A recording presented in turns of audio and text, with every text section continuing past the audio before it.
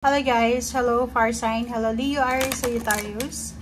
Welcome dito sa aking channel, Kapalaran 888 guys. Welcome! Alamin natin kung anong messages, vibration, gabay, energy para sa inyo lahat. If bago ka dito sa aking channel, please like, share, and subscribe. Pakipress ang notification bell button para ikaw ang unang makapanood sa ating mga videos na ina-upload. So, ito ay general reading pala guys. So, pwedeng hindi makaresonate sa'yo, pero pwedeng makaresonate sa ibang miyembro ng pamilya mo. Pwedeng ikaw lang yung daanan ng mensahe. Or pwedeng direkta tong para sa'yo. So, kailangan mong gamitin ang iyong intuition sa panunood dito sa ating mga videos. Okay, Citrine. Wow, money. Nakikita natin dito yung mensahe mo, Far Sign. Madami sila. So, pwedeng sa isa dito makaresonate ka, or pwedeng wala, or pwedeng lahat ito. Okay, so unahin natin dito sa increase support. Okay, sorry. Wait lang guys. Bali, jumping card siya, 'di ba? Pero nakuha na natin. Basahin pa rin natin. Increase support. Your positive focus and willingness to receive have opened the doorway to an abundance of help and opportunities. Ang galing.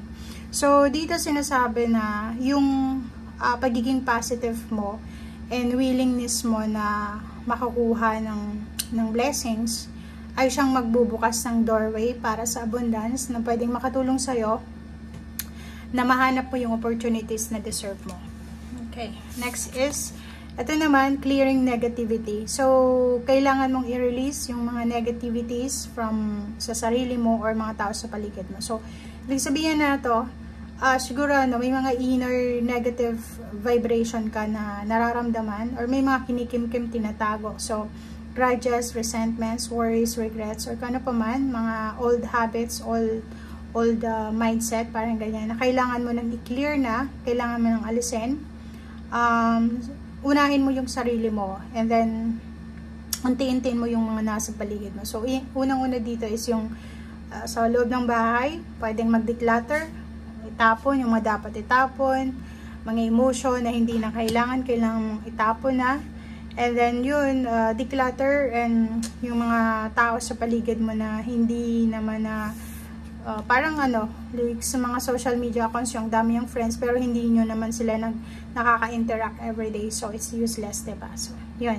Citrine, unnecessary worries, release then, diba? So, comment down below, Fire Sign, kasi parang ang nakikita ko sa'yo dito, masyado kang nag-aalala. May iba sa inyo hindi makatulog, may iba sa inyo masyadong nag-iisip ng negative, so may mga kailangan kayong alisin, i-release nyo yung negativity, i-release nyo yung burden of worries, ibigay mo yan sa Panginoon. Bahala na ang Panginoon para sa healing and solution. Okay? And last card mo dito is prosperity. So, yun, diba? So, bakit ka nag-aalala? Bakit ka masyadong nag-iisip? Bakit ka masyadong nagiging negative? Eh, may sinasabi sa'yo dito si Malachite na prosperity. May isang positive na pagbabago, shifting na posibleng dumaloy sa buhay mo galing sa ating Panginoon, sa ating divine. So, useless yung pag-aalala mo. So, hindi ka dapat nag-aalala. Yun yung sinasabi sir dito ng card na wag kang mag-aalala. Alisin mo yung worries. Parang pag nag-aalala ka, parang sinasabi mo na wala kang tiwala sa Panginoon, or parang nagbe-base ka lang sa iyong understanding. So, ibigay mo yung full trust sa ating Panginoon. Yun nga sinasabi sa'yo na give to God for healing.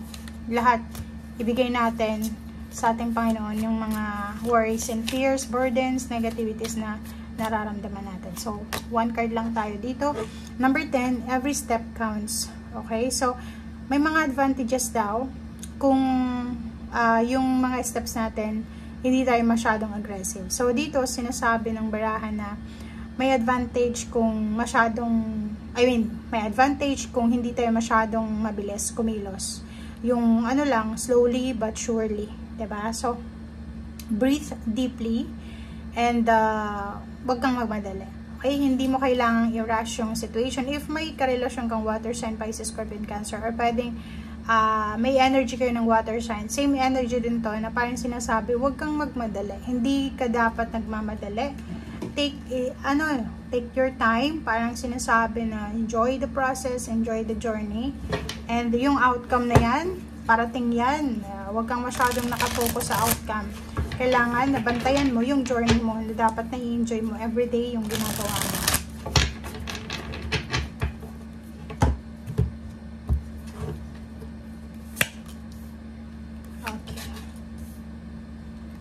Fire sign Leo, Aries, Sagittarius. Fire sign Leo, Aries, Sagittarius.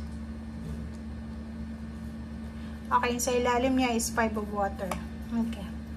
So, nandito ka. 'Di ba? So, ulitin lang natin. Kasi itong 5 of water is, eto siya and eto siya. So, disappointment, regrets, and then mga grudges, resentment. 'Di ba? Yun yung parang nararamdaman mo sa ngayon. Disappointed ka sa mga nangyayari, nangihinayang ka sa mga nangyayari, parang ayaw mong magpatawad, sinisisi mo yung sarili mo, or ang dami-dami mong inaalala, ang dami-dami mong mga negativity na pumapasok sa isip mo. So, yun ang sinasabi sa'yo ng baraha, huwag mong bigyan ng oras yan or puwang dyan sa puso mo kasi hindi siya maganda para sa health, okay? So, Ace of Fire, opportunity, creativity, action. Ito siya, prosperity.